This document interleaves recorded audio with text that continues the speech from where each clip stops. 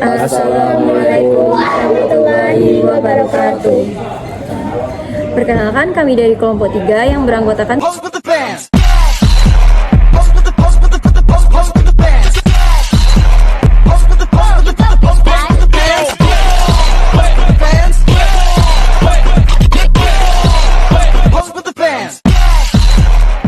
Kami berempat akan mempresentasikan hasil materi kami tentang teknologi optik. Dan materi pertama yang akan dibacakan oleh Putri Ida Anggraini. Latar belakang. Di Indonesia, perkembangan teknologi optik mulai mengalami kemajuan seiring dengan meningkatnya kebutuhan terhadap sistem komunikasi yang lebih cepat dan akurat, serta meningkatan tuntunan di bidang kesehatan, pertahanan, dan pendidikan. Pemanfaatan serat optik oleh perusahaan telekomunikasi, penggunaan alat bedah berbasis laser di rumah sakit, serta pengembangan observarium astronomi merupakan contoh nyata dari penerapan teknologi optik di berbagai bidang di tanah air. Apa itu teknologi optik dan bagaimana prinsip kerjanya? Teknologi optik adalah ilmu rekayasa yang berurusan dengan cahaya. Cara dihasilkannya, dimanipulasi, ditransmisikan, dan dideteksi. Prinsip kerja dibagi menjadi 2. Yang pertama, optical geometry, merupakan cahaya sebagai sinar lurus. Prinsip pemantulan pada cermin dan pembiasan pada lensa adalah intinya. Ini relevan untuk kacamata, kamera, dan teleskop. Yang kedua, optical physics atau gelombang, memandang cahaya sebagai gelombang elektromagnetik. Fenomena seperti difraksi atau pembelokan cahaya, interferensi, pemaduan gelombang, dan polarisasi arah gerakan cahaya sangat penting. Ini mendasari teknologi seperti serat optik, laser, dan hologram. B. Sejarah perkembangan dan pengaruh teknologi optik di Indonesia.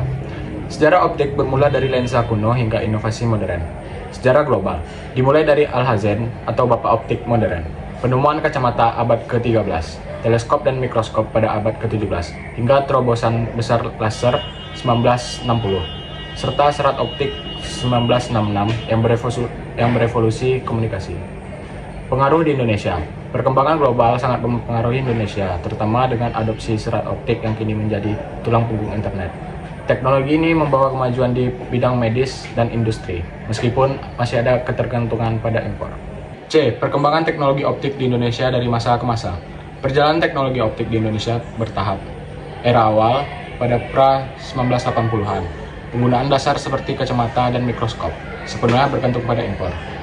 Era transisi dari 1990-an hingga awal 2000-an, mulai ada adopsi teknologi serat optik untuk telekomunikasi, meski instalasi masih dinominasi hasil.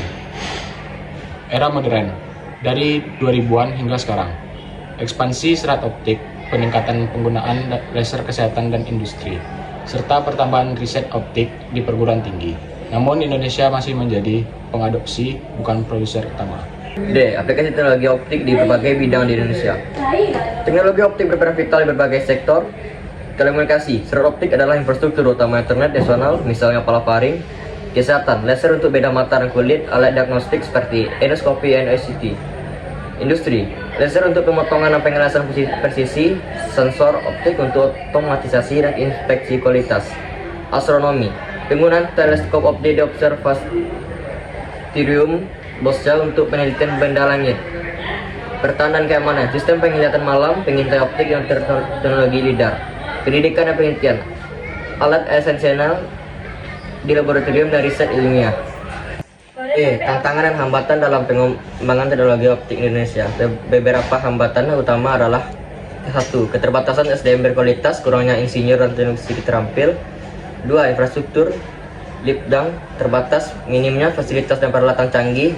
3. Ketergantungan impor, sebagian besar komponen optik masih diimpor, mahal dan menciptakan ketergantungan. Kurangnya dukungan industri dan pendanaan Lipdang, investasi dan alokasi dana untuk riset masih rendah. Yang terakhir adalah kebijakan yang belum optimal, diperlukan regulasi yang lebih mendukung. F. Prospek dan arah pengembangan teknologi optik di Indonesia ke depannya. Masa depan teknologi optik di Indonesia sangat menjanjikan. Yang pertama, penguatan SDM unggul dengan cara peningkatan pendidikan dan pelatihan. Yang kedua, fokus riset dan inovasi, pengembangan sensor, perangkat medis, material optik baru, dan teknologi energi terbarukan. Yang ketiga, hilirisasi produk dan kolaborasi industri mendorong produk lokal dan kerjasama akademis industri.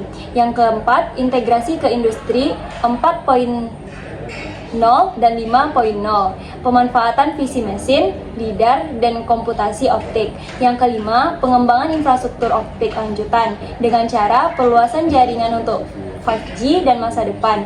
Yang keenam, dukungan kebijakan dengan cara perumusan regulasi yang kondusif.